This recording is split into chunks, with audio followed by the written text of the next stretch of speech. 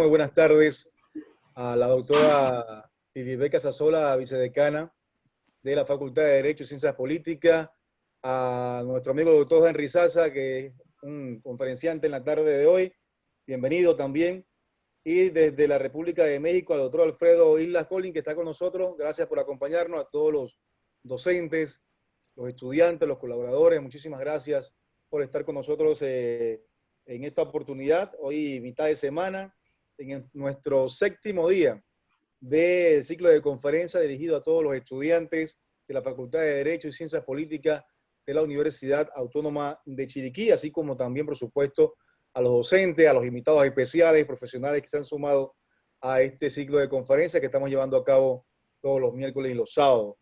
La dinámica en este ciclo de conferencias virtuales será la siguiente: una vez culminada las exposiciones de los dos conferenciantes, pues las preguntas se van a hacer luego de su participación, y usted puede participar con su pregunta a través del chat de aquí de la pantalla, para que pueda entonces también recibir esa información de parte de nuestros participantes en la tarde de hoy. Vamos entonces inmediatamente a darle la oportunidad a nuestra vicedecana, la doctora Idilbeca Sasola, para que brinde la bienvenida a nuestros participantes hoy y también a nuestros invitados especiales que van a dirigirse a todos ustedes en esta tarde. Adelante, doctora. Buenas tardes a todos, doctor Henry Sasa, doctor Isla Colín, de parte de nuestra rectora magnífica, la magistra Etelvina Medianeos de Bonaga, de nuestro decano, el señor Rubén Cabrera, la más cordial bienvenida a este ciclo de conferencias que para la Facultad de Derecho y Ciencias Políticas es el número 7, del cual nos sentimos sumamente orgullosos de contar con su participación, que compartan sus experiencias, porque lo que buscamos es seguir enriqueciendo a nuestros estudiantes, fortaleciendo con las experiencias, con expositores de primera línea como son ustedes, para este aprendizaje significativo de nuestros alumnos.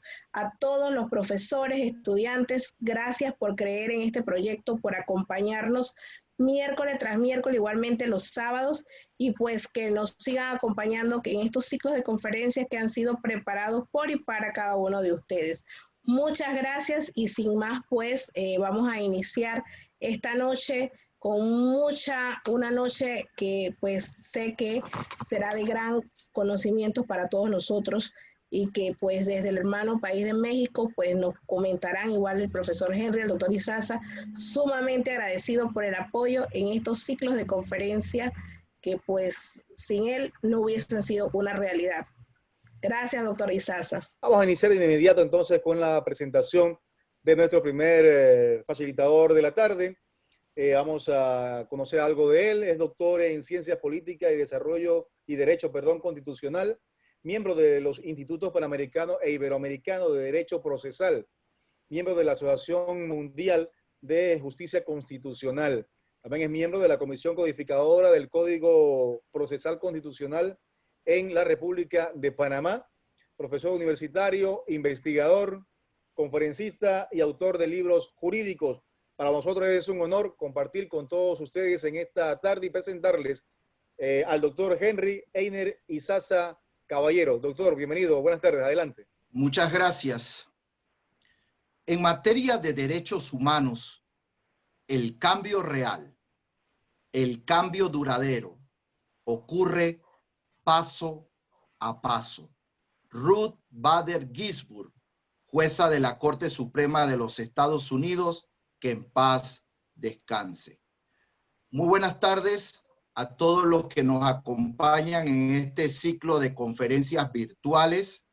Muy buenas tardes a las autoridades universitarias, al doctor Alfredo Isla Colín, a los profesores y a los estudiantes.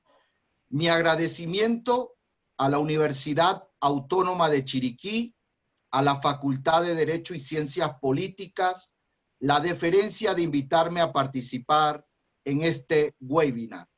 Felicitar a los organizadores por contribuir a la construcción de una cultura jurídica y aplicar el principio de aprender para desaprender y reaprender. El título de mi conferencia es la importancia y aplicación de los derechos humanos en la formación del abogado y en la administración de justicia.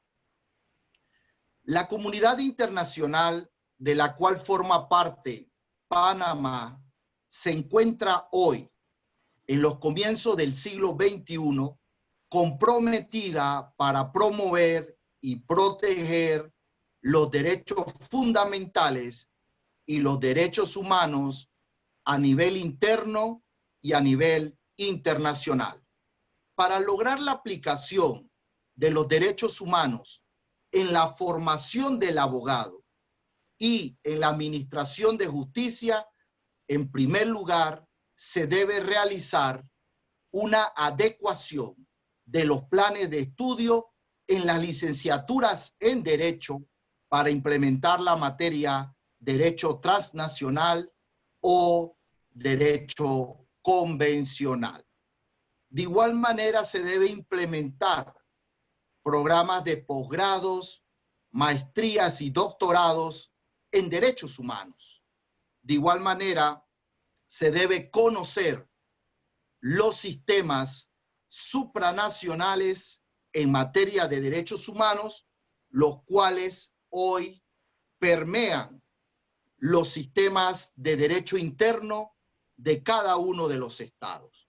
Debemos conocer el sistema africano de protección de los derechos humanos.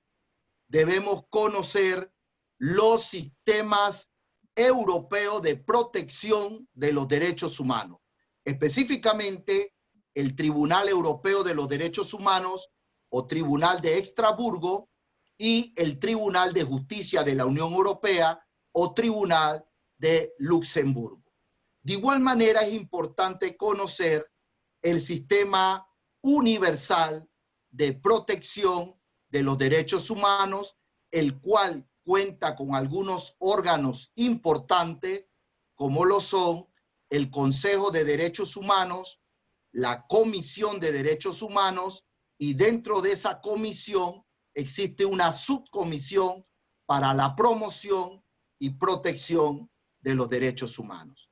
Y finalmente es importante conocer el sistema interamericano de protección de los derechos humanos, de los cuales Panamá y México son estados parte, porque han cumplido con los dos requisitos, es decir, han ratificado la Convención Americana de los Derechos Humanos y además han aceptado la competencia de la Corte Interamericana de Protección de los Derechos Humanos.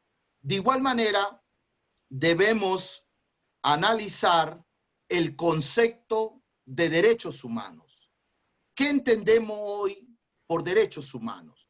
Son aquellos derechos consagrados a nivel internacional en protocolos, convenios y tratados internacionales. De igual manera, se debe analizar el derecho convencional como una nueva rama del derecho, el cual tiene su génesis en la Declaración Universal de los Derechos Humanos de 1948. De igual manera, debemos repensar lo que hoy se denomina la constitucionalización del derecho internacional de los derechos humanos, el cual se ha manifestado en primer lugar para establecer con precisión en las diversas constituciones de los estados cuál es el valor que debe tener tanto la norma de derecho interno como la norma de derecho internacional en relación con los derechos humanos, determinando cuál norma debe prevalecer en caso de conflicto.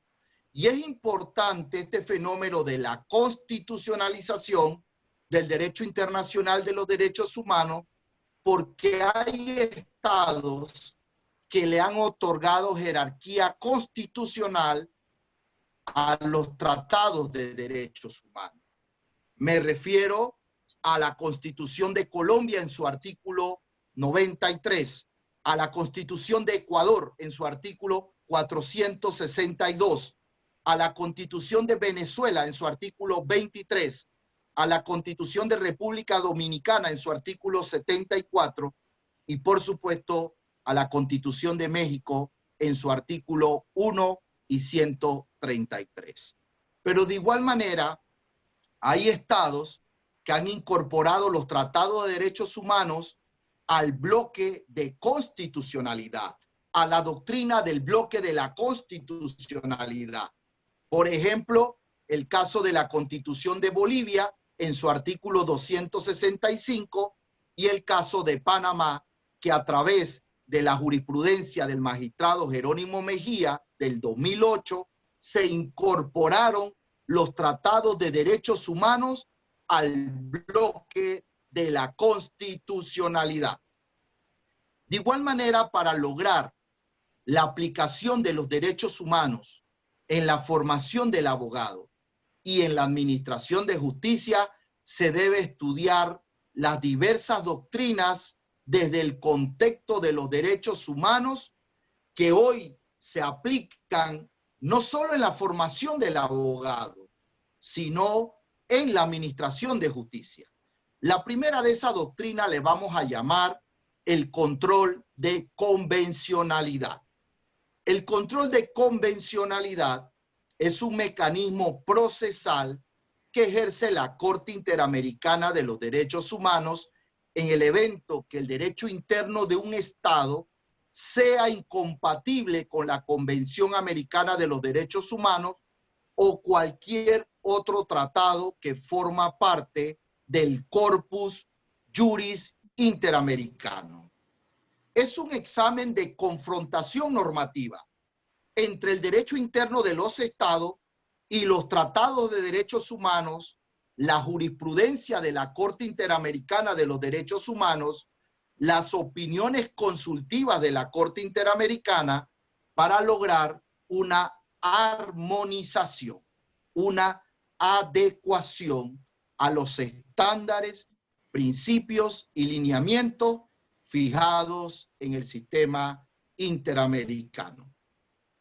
Ese control de convencionalidad lo podemos clasificar en dos: un control concentrado o en sede internacional que ejerce la Corte Interamericana de los Derechos Humanos al momento que la Corte conoce de un caso contencioso, le va a revisar todo el ordenamiento interno al Estado y le podrá ordenar modificaciones a sus normativas jurídicas, a sus leyes y también, como lo ha hecho la Corte Interamericana, a sus constituciones. Y el fundamento de este control concentrado en sede internacional es el artículo 1.1, la obligación de respetar los derechos, y el artículo 2, el deber de adoptar disposiciones en el derecho interno. Ambos artículos forman parte de la Convención Americana de los Derechos Humanos. Y el otro control de convencionalidad, que se llama difuso o en sede nacional, es un control que ha sido desarrollado por la Corte Interamericana a través de la jurisprudencia. Entonces la pregunta o la primera reflexión de esta conferencia es: ¿qué ocurre si un Estado no quiere adecuar su derecho interno a esos lineamientos, principios o estándares fijados por la Corte Interamericana? Lo que va a ocurrir es que cuando la Corte Interamericana conozca de un caso contra el Estado y le revise su ordenamiento jurídico, le va a ordenar modificaciones. Y el ejemplo de ello es el caso Herrera Ulloa versus Costa Rica, donde la Corte Interamericana de los Derechos Humanos, en un caso que giró en torno al derecho a la libertad de expresión, revisó el ordenamiento jurídico procesal penal de Costa Rica y se percató que Costa Rica no tenía en su sistema penal acusatorio el recurso de apelación. y le ordenó modificación a su Código Procesal Penal para que implementara el recurso de apelación y con esto cumplir con el derecho a la doble instancia. El segundo caso es el caso Olmedo Bustos versus Chile, conocido como la última tentación de Cristo. En este caso, la Corte Interamericana le ordena modificaciones a la Constitución chilena porque en la Constitución de Chile existía una norma que permitía la censura previa. Y esa norma, a criterio de la Corte Interamericana de los Derechos Humanos, vulneraba el derecho a la libertad de expresión.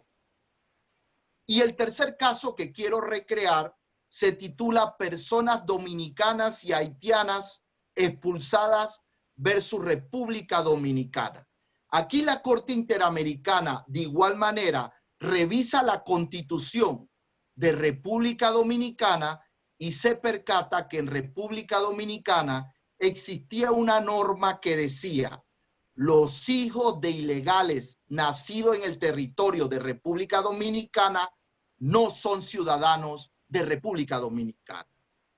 Y esa norma, a criterio de la Corte Interamericana, violaba lo que nosotros aprendimos en Derecho Civil Persona, que la nacionalidad se adquiere por el jus soli, el derecho al suelo.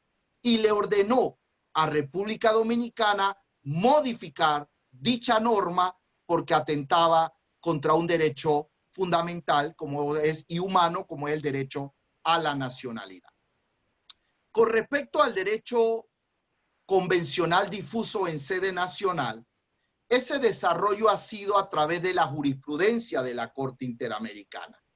El primer caso que emite la Corte para desarrollar este control de convencionalidad es el caso Almonacid Arellano versus Chile en el año 2006. La Corte dice: el Poder Judicial y los jueces tienen que ejercer una especie de control de convencionalidad. Luego la Corte emite el caso Trabajadores Cesados del Congreso versus Perú en el 2006 y en este caso la Corte dice: el control de convencionalidad procede de oficio y debe ser ejercido conforme a las regulaciones procesales de cada uno de los estados. Luego la Corte sigue evolucionando en el desarrollo de esta doctrina y emite el caso Cabrera García y Montiel Flores versus México en el año 2010 y establece que el control de convencionalidad es complementario al control de constitucionalidad. Y luego la Corte emite el caso que nos cambia el paradigma de cómo se aplica el control de convencionalidad, que es el caso Hellman versus Uruguay en el año 2011 y nos dice que todas las autoridades públicas tienen que aplicar control de convencionalidad. Es decir, el Poder Judicial, el Poder Ejecutivo y el Poder Legislativo. Y todo funcionario que tenga la condición de servidor público está obligado a aplicar control de convencionalidad. Y luego la Corte emite dos sentencias importantes. El caso López Mendoza versus Venezuela en el año 2011 y el caso Karen Atala Rifo y Niñas en el año 2012 y establece que las interpretaciones administrativas y las interpretaciones judiciales tienen que responder a los estándares interamericanos. Y luego la Corte sigue construyendo esta doctrina que sirve para la formación de los abogados y se aplica a la administración de justicia y emite el caso Gudiel Álvarez versus Guatemala, sentencia del 2012, y dice lo siguiente: el parámetro del control de convencionalidad se extiende a todos los tratados de derechos humanos que hacen parte del sistema interamericano. No solo los 7 tratados que forman parte del Corpus Juris Interamericano, sino cualquier tratado o instrumento que haya utilizado la Corte Interamericana para condenar a un Estado en su sentencia, como por ejemplo el convenio 169 de la OIT, ¿no? La Declaración de los Derechos y Deberes del Hombre. Todos estos instrumentos hacen parte del parámetro del control de convencionalidad. Y finalmente la Corte emite un caso que lo tituló Liaquat Ali Alibux versus Surinam en el año 2014 y estableció que la Convención Americana de los Derechos Humanos no le impone a los estados cómo deben ejercer su control de convencionalidad. ¿Y por qué razón? Porque la Corte Interamericana no puede resquebrajar los sistemas constitucionales de los estados. Y finalmente la Corte emite la opinión consultiva OC 2114, Derechos y Niñas y Niños en el contexto de la migración, y nos dice que las opiniones consultivas hacen parte del control de convencionalidad, porque cuando la Corte emite una opinión consultiva, está interpretando el corpus juris interamericano. Y las opiniones consultivas, ¿no?, para los estados que no la presentaron, no son obligatorias, en mi opinión personal, pero sí son vinculantes porque hacen parte de ese control de convencionalidad. Y finalmente ese control de convencionalidad difuso en sede nacional, debemos preguntarnos cómo se debe ejercer por parte de las autoridades públicas. ¿Cómo las autoridades públicas pueden ejercer ese control difuso o en sede nacional? Porque recordemos que se tienen que respetar los modelos de justicia constitucional de los estados. Modelos como los estados que tienen cortes constitucionales. Ecuador, Colombia, Guatemala. Los estados que tienen tribunales constitucionales. Bolivia, Perú, Chile y República Dominicana. Los estados que tienen sala de garantías constitucionales. Costa Rica, Nicaragua, El Salvador, Honduras, Venezuela y Paraguay. Y los países que tienen el mismo modelo de Panamá, donde su máximo tribunal también es tribunal constitucional. El caso de Argentina, Brasil, Uruguay, México y Panamá. Eso es muy importante porque la Corte entiende que hay diversos sistemas o modelos de justicia constitucional. El profesor Sagüez nos dice que las autoridades públicas, para ejercer este control difuso en sede nacional, deben hacerlo desde dos roles: el rol exclutorio y el rol constructivo. En el rol exclutorio, el juez no aplica la norma por ser contraria a la convención o excluye la norma por ser contraria a la Convención Americana de los Derechos Humanos. Pero para que el juez pueda excluir la norma por ser contraria a la convención, tiene que tener la competencia de excluirla por ser contraria a la Constitución.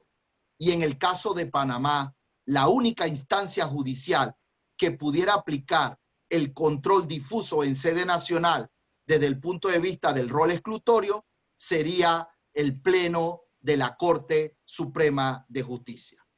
En cambio, el otro rol, el constructivo, este rol sí lo pueden aplicar todos los funcionarios públicos, todos los jueces panameños, porque aquí el juez no va a desaplicar ninguna norma. Aquí el juez va a aplicar la norma más favorable a la persona humana. Principio pro homine. Si la norma más favorable es la ley, aplique la ley. Si la norma más favorable es la Constitución, aplique la Constitución. Si la norma más favorable es los tratados, aplique los tratados. Si la norma más favorable es un precedente jurisprudencial o una opinión consultiva, aplique el precedente y la opinión consultiva. La segunda doctrina, desde el contexto de los derechos humanos, que sirve en la formación del abogado y en la administración de justicia, es el margen de apreciación. El margen de apreciación se trata de un desarrollo jurisprudencial del Tribunal Europeo de los Derechos Humanos en virtud de que los estados parte de la Convención Europea de los Derechos Humanos pueden definir en principio los límites y restricciones de los derechos contenidos en el tratado, siempre sujetos a una revisión internacional. Esta doctrina del margen de apreciación fue creada por el Tribunal Europeo de los Derechos Humanos en el caso Handyside versus Gran Bretaña. El margen de apreciación es un instrumento de interpretación que le concede a los tribunales de los estados la posibilidad de aplicar los derechos consagrados a nivel internacional con una interpretación nacional. La Corte Interamericana ha utilizado esta doctrina del margen de apreciación en los casos donde ha desarrollado temas de pueblos o comunidades indígenas. En el caso Aguastingui contra Nicaragua, en el caso Quichua de Sarayaku versus Ecuador, en el caso comunidades indígenas versus Panamá. En todos los casos de comunidades indígenas, la Corte ha utilizado el margen de apreciación para el empoderamiento de los grupos sociales desfavorecidos. Es importante también entender que en el caso Herrera Ulloa versus Costa Rica, en el análisis de la Corte Interamericana de los Derechos Humanos, y tal como lo ha reiterado en varias oportunidades, habla o se refiere a la libertad de expresión como un rol fundamental del Estado democrático de derecho. Tal apertura implica, dice la Corte, una considerable reducción sobre el margen de apreciación que tienen los estados en la determinación de restricciones a la libertad de expresión. La decisión emitida por la Corte Interamericana de los Derechos Humanos señala que, si bien es cierto, los estados tienen un margen de apreciación para regular el ejercicio de estos derechos, no pueden establecer restricciones o requisitos que infrinjan la esencia misma del derecho a recurrir el fallo. La tercera doctrina que nos sirve en la formación del abogado y en la administración de justicia desde el contexto de los derechos humanos es la concordancia práctica.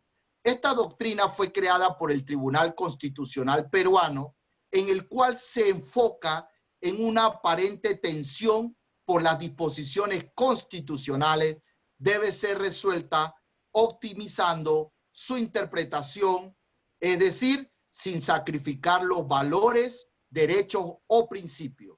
Esta doctrina de la concordancia práctica se da cuando hay dos tensiones, cuando dos derechos fundamentales colisionan, y se debe aplicar el principio de proporcionalidad y ponderación de derecho, los cuales han sido desarrollados por profesores como Robert Alexi, Carlos Bernal Pulido y Luis Prieto Sanchís, entre otros. La concordancia práctica fue utilizada por la Corte Interamericana de los Derechos Humanos en el caso Kimmel versus Argentina, donde la Corte señaló que la decisión de criminalizar la expresión de opiniones e informaciones se debe analizar con una especial cautela por los estados partes, ponderando la extrema gravedad de la conducta desplegada por el emisor de aquellas, el dolo con que actuó, la característica del daño injustamente causado y otros datos que pongan de manifiesto la absoluta necesidad de utilizar en forma verdadera, excepcionalmente, medidas penales. Y el otro caso donde se ha utilizado la concordancia práctica es la sentencia Castañeda-Guzmán versus México, donde la Corte Interamericana de los Derechos Humanos comprendía el contenido normativo de los derechos políticos asegurados por la Convención Americana de los Derechos Humanos y que el Estado de México había negado el registro de la candidatura independiente de Castañeda Guzmán para la presidencia de la nación y que las reglas electorales de este hermano país exigían que los candidatos sean postulados por los partidos políticos, excluyendo las candidaturas independientes o las candidaturas ciudadanas. Y finalmente, la cuarta doctrina, desde el contexto de los derechos humanos, que sirve en la formación del abogado y en la administración de justicia, le vamos a llamar las normas Jus Cogens. Las normas Jus Cogens es una norma aceptada y reconocida por la comunidad internacional. Son normas de imperativo cumplimiento que no admiten exclusión ni alteración de su contenido. Tratado contrario a esta norma será nulo. Las normas Jus Cogens están consagradas en la Convención de Viena sobre el derecho de los tratados, artículo 53, que establece que todo tratado que está en oposición a una norma imperativa de derecho internacional general, como son las normas Jus Cogens, es nulo todo tratado que al momento de su celebración esté en oposición a una norma de derecho internacional general. El profesor Jairo Herrera Pérez nos describe algunos derechos que han sido reconocidos como normas Jus Cogens a nivel del sistema interamericano de protección de los derechos humanos. El primero de ellos, el debido proceso, la igualdad de los derechos y la libre determinación de los pueblos, las normas básicas relativas a la protección de los derechos humanos, el derecho a la igualdad de las personas, la prohibición del uso de la fuerza y la obligación de arreglar las controversias internacionales por medios pacíficos, la prohibición de la desaparición forzada de personas, las normas de derecho internacional de los derechos humanos y el derecho internacional humanitario no pueden ser suspendidas porque son normas Jus Cogens. Y finalmente, el acceso a la justicia. Las normas Jus Cogens tienen su desarrollo en la Corte Interamericana bajo la presidencia del juez interamericano Cancado Trindade, quien emitió una opinión consultiva del 18/2003, donde estableció que el derecho a la igualdad es parte integrante de las normas Jus Cogens y que ese derecho a la igualdad consagra el principio de igualdad ante la ley, igual protección ante la ley y la no discriminación pertenecen a las normas Jus Cogens. Y de igual manera, la Corte Interamericana ha abordado las normas Jus Cogens en algunos casos.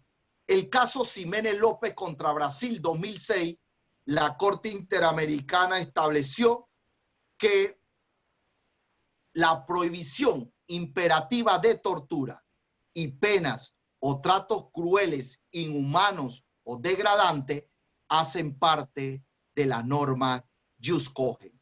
El derecho a la integridad personal no puede ser suspendido bajo ninguna circunstancia. El segundo caso, Almonacid Arellano versus Chile, sentencia del 2006. En este caso, la Corte Interamericana estableció que los crímenes de lesa humanidad y que dicha prohibición de cometer crímenes de lesa humanidad son normas Jus Cogens. Por tal razón, existe la imprescriptibilidad de los crímenes de lesa humanidad que surgen como categoría de una norma de derecho internacional general como son las normas Jus Cogens. Y nosotros tendríamos que revisar el artículo 166, 166 del Código Procesal Penal de Panamá, que establece que hay 3 delitos que no prescribe la acción penal: el delito de terrorismo, el delito de lesa humanidad y el delito de desaparición forzada de personas. El tercer caso, el caso penal Miguel Castro Castro versus Perú, en el 2006, nuevamente la Corte Interamericana estableció que la prohibición de cometer crímenes de lesa humanidad es una norma Jus Cogens. Y finalmente, en el caso La Cantuta versus Perú, 2006, nuevamente la Corte Interamericana reconoció la prohibición de desaparición forzada de personas y el correlativo deber de investigarla y sancionar a sus responsables han alcanzado el carácter Jus Cogens. Por eso, hoy existe un habeas corpus por desaparición forzada de personas, creado a raíz del caso Eliodoro Portugal versus Panamá, sentencia del 2008, y en el caso Radilla Pacheco versus México, sentencia del 2009. Y finalmente, el verdadero paso de la norma Jus Cogens fue el caso Goiburú y otros contra Paraguay, sentencia del 2006. Aquí la Corte Interamericana reconoció el derecho de acceso a la justicia como una norma Jus Cogens de imperativo cumplimiento, como una norma de derecho internacional público. Y ese derecho al acceso a la justicia es el derecho más violado en la época en que vivimos por el COVID-19. ¿Y qué contempla el derecho al acceso a la justicia? El derecho a ser oído, el derecho a obtener una solución dentro de un plazo razonable, el derecho a un juez o tribunal competente, independiente, imparcial, preestablecido por ley, el derecho a la defensa en plena igualdad, el derecho al debido proceso, el derecho a probar, el derecho a impugnar, el derecho a un nombramiento de un defensor y finalmente el derecho a los recursos, a los medios de impugnación. Quiero concluir de la siguiente manera. El derecho convencional y el control de convencionalidad vienen a crear un mayor catálogo de derechos humanos a favor de la persona humana, los cuales permean el derecho interno de los estados y permean los sistemas constitucionales de los estados. Eso me permite proponer como corolario la construcción de un derecho constitucional común en las Américas. ¿Y cómo vamos a lograr ese derecho constitucional común en las Américas? Primero, debe existir un diálogo jurisprudencial entre los jueces nacionales y los jueces interamericanos. Los jueces nacionales son jueces convencionales. Los funcionarios públicos son funcionarios convencionales. Debemos apostar a constituciones convencionalizadas, como dice el profesor Sagüez. Debemos transitar de garantías constitucionales a garantías convencionales. Debemos lograr en Panamá la constitucionalización del derecho internacional de los derechos humanos.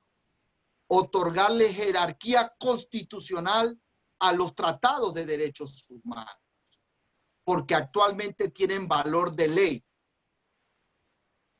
Debemos lograr la internalización del derecho internacional de los derechos humanos.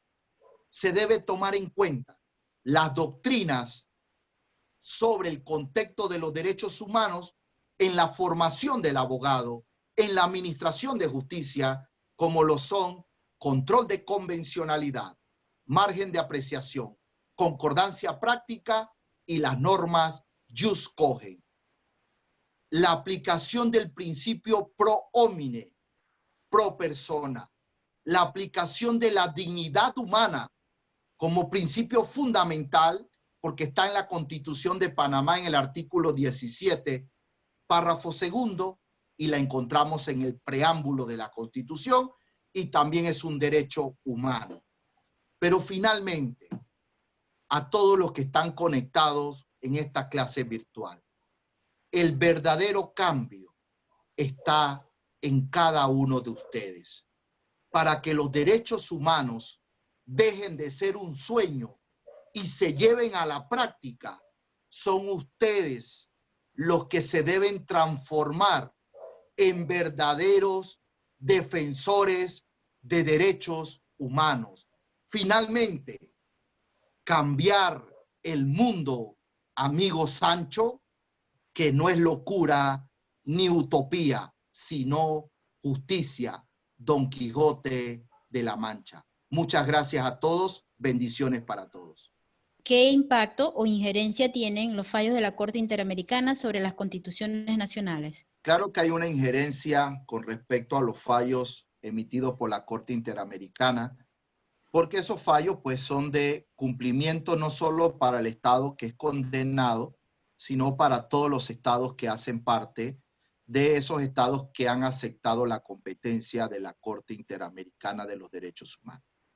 Yo comparto con el profesor Colín que la Corte Interamericana tiene dos talones de Aquiles.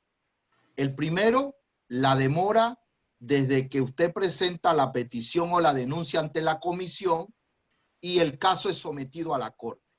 No hay una sentencia que no tenga menos de 5 años desde que se dio la violación y el caso pueda llegar a la Corte Interamericana. Por eso que la sentencia que debe cumplir un gobierno fueron cometidas las violaciones por otro gobierno que ya no está en el poder. Y el segundo talón de Aquiles de la Corte Interamericana es el cumplimiento de su sentencia. ¿Cómo los estados cumplen las sentencias de la Corte Interamericana de los Derechos Humanos? Nosotros tenemos un caso, el Baena Ricardo, de 270 trabajadores del IRRE y del Intel. Hay trabajadores que ya se han muerto, han tenido que abrir procesos sucesorios, los herederos, para poder pensar que en un futuro el Estado le va a cumplir con las reparaciones fijadas en la sentencia.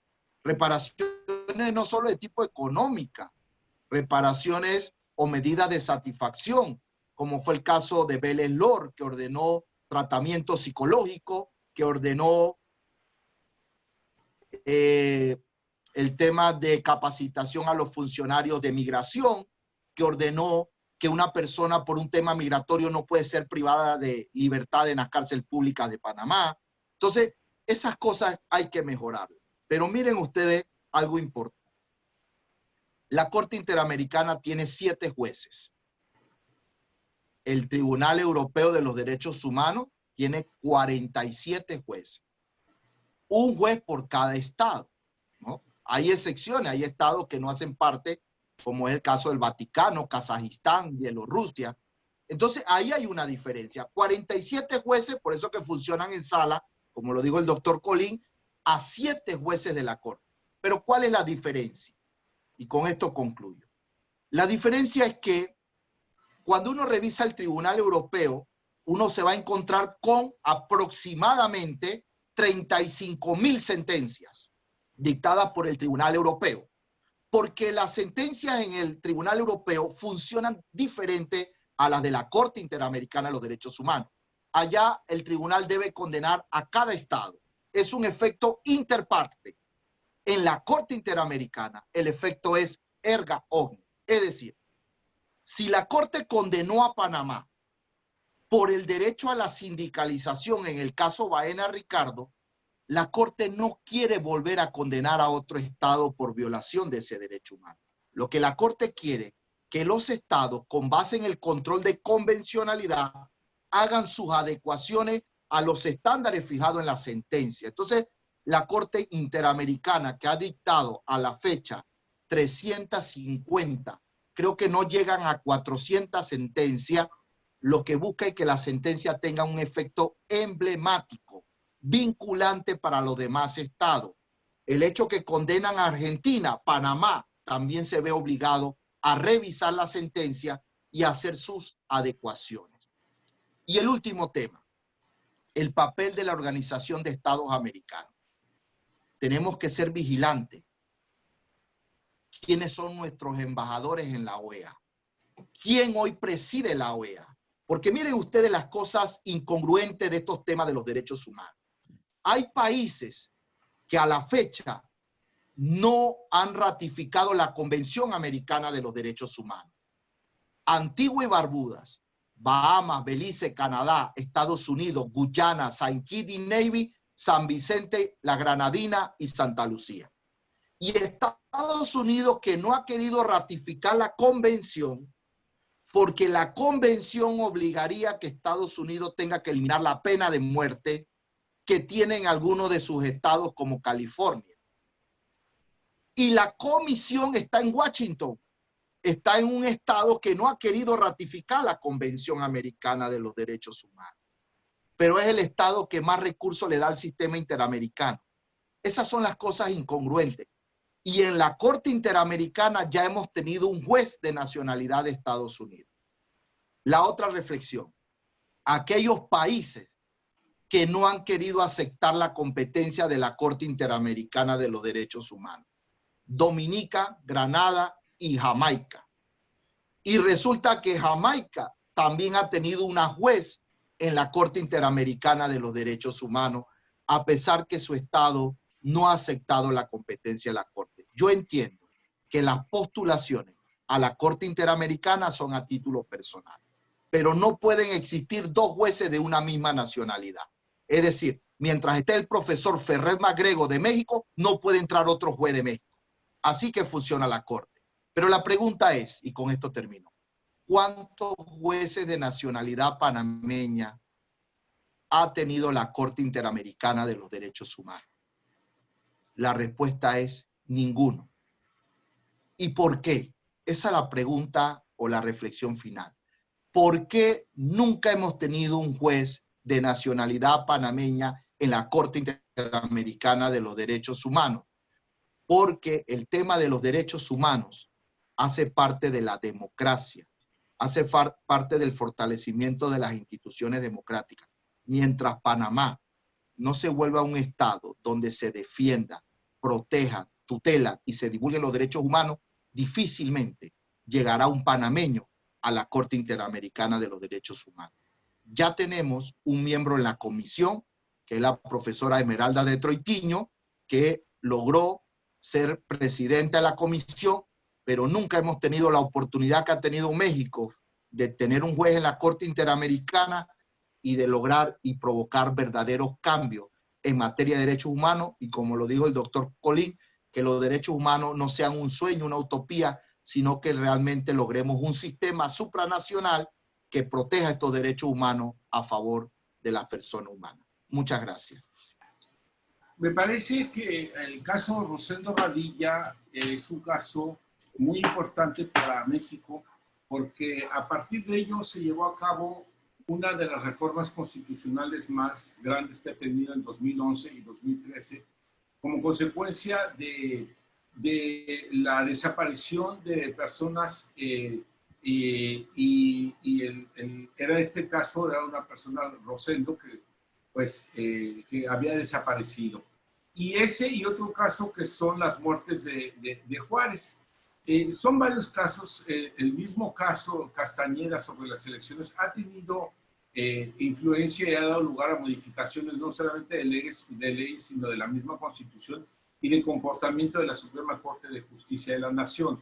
Pero yo quisiera hacer una reflexión que hace rato levantaba la mano y que tengo la oportunidad ahorita con esa pregunta de decirlo.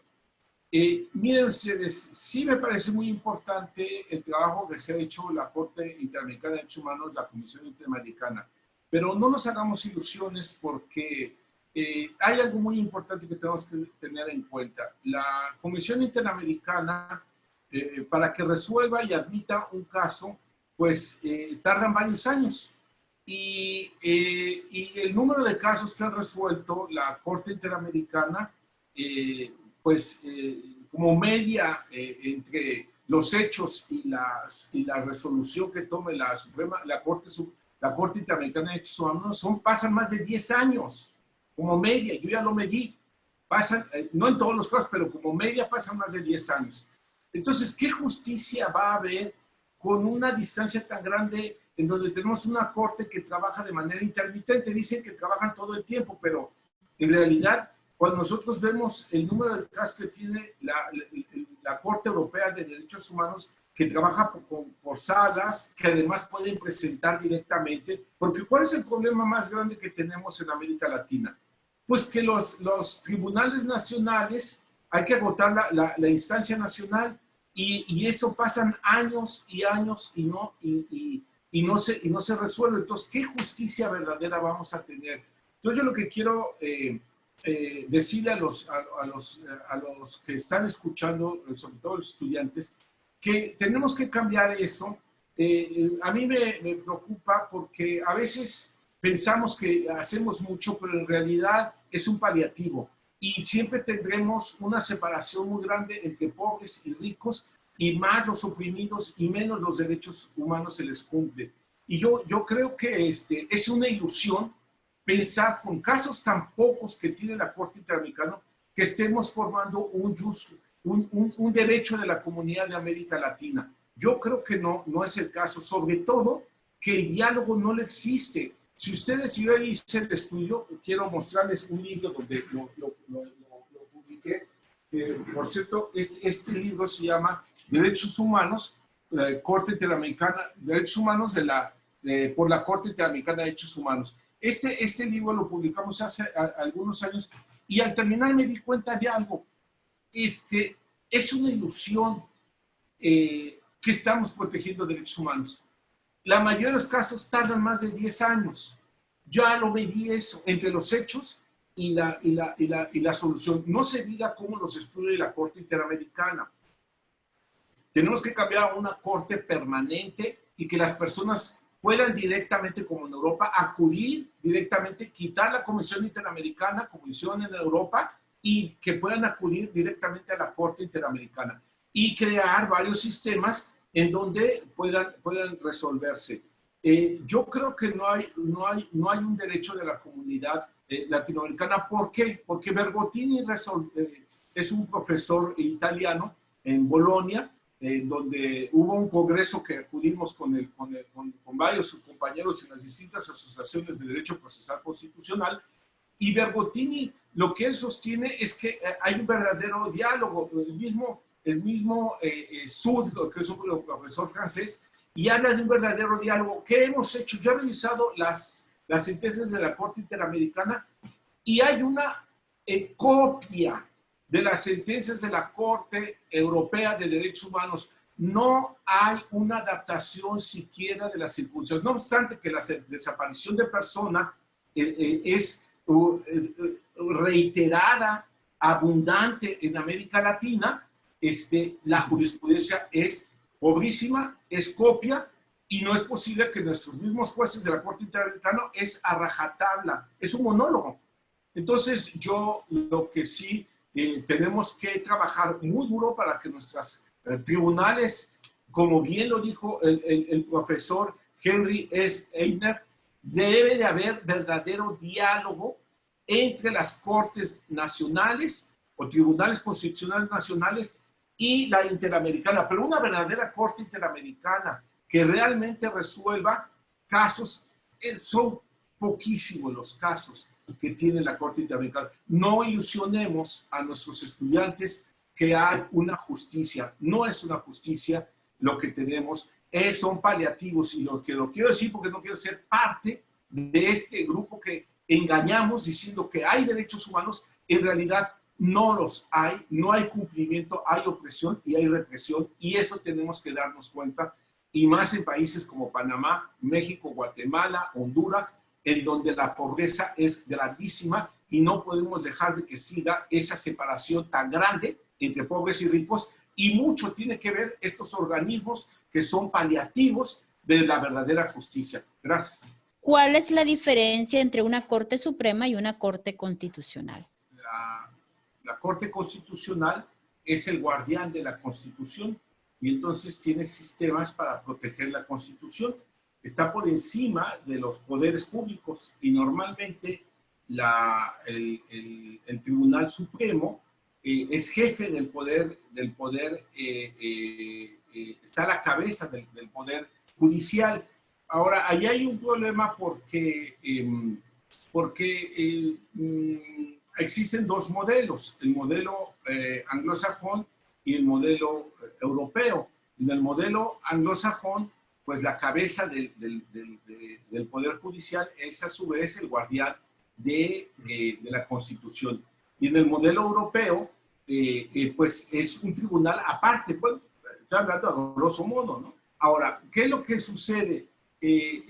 Hay profesores que han considerado que no se puede ser juez y parte, esto es, no se puede ser guardián de la Constitución y al mismo tiempo servirse con la cuchara grande y ser la cabeza del Poder Judicial. En el caso concreto es México. Es la cabeza del Poder Judicial y al mismo tiempo es un tribunal constitucional. ¿Qué es lo que tiene? Es guardián de la Constitución, es lo que es una Corte Constitucional, y un Tribunal Supremo, pues es la cabeza del Poder Judicial. Se ha criticado esto, aunque el profesor Ferrer ha dicho que es el modelo latinoamericano. A mí me parece que es un modelo erróneo porque son juez y parte y se sirven en muchas ocasiones con la cuchara grande, favoreciendo al Poder Judicial en muchas de sus decisiones cuando funcionan como Tribunal Constitucional en casos en los que están involucrados el Poder Judicial de la Federación. Eso es lo que yo podría decir. Gracias. Sí, muchas gracias al doctor. Yo solo pudiera... Ajá. Sí, adelante, doctor. Yo solo pudiera agregar brevemente que en aquel debate de quién debía ser el guardián de la Constitución entre Hans Kelsen y Carl Schmitt, recordarán que Hans Kelsen proponía un tribunal constitucional. Carl Schmitt decía que el guardián de la Constitución debía ser el jefe de Estado. Yo creo que por supuesto que es importante tener un tribunal o una corte constitucional, como lo dijo el profesor Colín, como un órgano de cierre en la interpretación y aplicación de la Constitución. Pero eso ha creado algunos choques, como el caso de Colombia, Corte Suprema, Corte Constitucional. Y todos se preguntaban, ¿cuál es el órgano con mayor poder? Entonces la Corte Constitucional le contesta a la Suprema, mientras tú no violes la Constitución, eres tú, pero cuando viola la Constitución soy yo. Es decir, las Cortes Constitucionales como organismo que administran justicia constitucional están para ser el órgano de cierre en materia constitucional para interpretar y aplicar la Constitución. Y la importancia de una Corte Constitucional la termino con un ejemplo. El caso Álvaro Uribe Vélez.